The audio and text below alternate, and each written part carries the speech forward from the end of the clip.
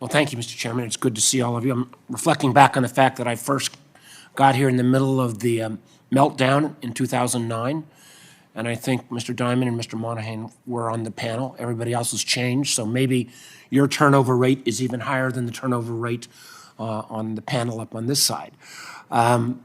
Yeah, so I'm not sure whether that is, I'm not sure what it says about Brian and Jamie, but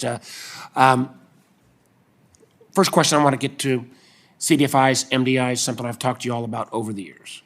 Clearly during COVID, we saw as effective as some of our programs were, minority, low-income businesses got left out. Very proud of the fact that we worked in a bipartisan way, and with a lot of members on this committee, I want to shout out to Mike Crapo, where we got $12 billion to CDFIs and MDIs, $3 billion in loan, and just on the line yesterday with the Vice President, about $9 billion in Tier 1 capital. My concern, though, is we got to do more. There is a public-private initiative that some of you are participating in, Economic Opportunity Council, to try to shore up access to capital issues for LMI borrowers. So I'm going to start as one of the new guys on the panel, Mr. Rogers, you, and what can we do, what can you all do as the largest institutions in the country to help shore up CDFIs, MDIs? Clearly, the Community Reinvestment Act reforms, I thought I've got some ideas about nudging you to get some CRA credit to help CDFIs and MDIs, but I'd like you to speak to that issue. Thank you, Senator, and thank you for your focus on CDFIs. And I think the private and public cooperation has put a lot of capital into CDFIs, and I think that's actually great for the country and great for the expansion of our economy. And spending a lot of time with CDFIs and spending a lot of time with the recipients of the CDFIs, I think they're now starting to prioritize revenue versus capital. Is how can you help us get business? So I think the areas where we can support CDFIs more are the areas that we do things like supplier diversity. Let's make sure that we're including more people in the diversity. Let's make sure that they're getting revenue to go along with that capital so they can use that capital and deploy it efficiently. I think we can play an important role there. So I got a second question. Anybody else want to lean in on this? Because I'm going to be back to you with specific requests in this space. I'm going to save from Mr. Diamond and Ms. Frazier. I got the next question, but anybody else want to weigh in here on CDFIs, MDIs? I think just, Senator, just generally, this group of banks has done a lot with the CDFIs and MDIs. Sometimes a little different flavor of ice cream, but we all have major deposits with them. A lot of us put equity into them. Some put preferred stock into them. But there's cooperating agreements, ATM access, et cetera, that allows them to have access to our scale in different ways.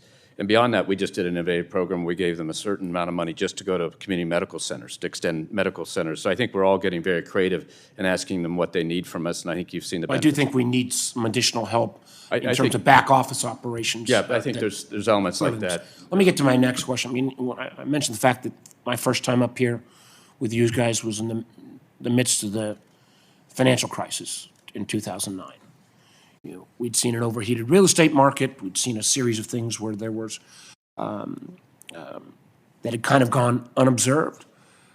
Yet we're now, I fear at times, we've got a whole section of the non-bank, non-regulated financial market. And this will sound like a little bit of a layup to y'all, but the percentage of mortgages being originated on a non-bank basis.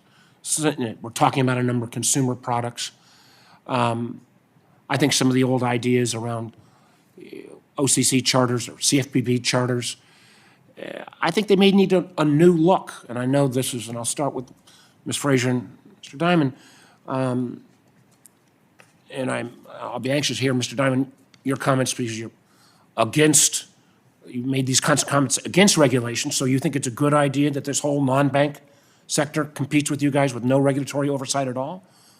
No, I've never been against regulations. I think we need proper and properly calibrated regulations, which you can always improve and enhance. Sometimes they go too far, and sometimes it wasn't enough. That's totally true, and I've given credit to parts of Dodd-Frank. Lehman Brothers wouldn't happen again. So, but if you look at some of these things, this is an honest assessment, not a complaint. There are a lot of these folks that don't have social requirements, FDIC requirements, transparency requirements. They don't have regulatory type requirements, AML requirements, BSA requirements, same kind of cyber requirements. That's your decision. We'll deal with whatever you all and the regulators decide. And so it has driven a lot of stuff outside of banking, which is fine. We can deal with it. I'm not sure it's the right policy for the United States, Ms. Fraser, particularly on mortgages. Although I'd also quickly say, and I think some of us, on my side of the aisle, need to maybe revisit this in terms of, concerns about watered-down charters versus no regulatory oversight at all. I think we got to figure out how we pick our poison here. Ms. Fraser? The balance is very important. The U.S. financial system is one of the great assets of the country. It is the envy of the world, and strong financial institutions is important. Part of that is a rigorous and fair and effective regulatory structure and framework, and one in which the same activity has the same regulation, as opposed to the entity being regulated. I think the strength of the system here in the States should be around the same activity having the same regulation. I do think we're going to need, particularly, Mr. Chairman, on some of these innovative new financial products, as most customers don't care whether it's a bank or another entity, we're going to need some consumer protections. Thank you, Mr. Chairman.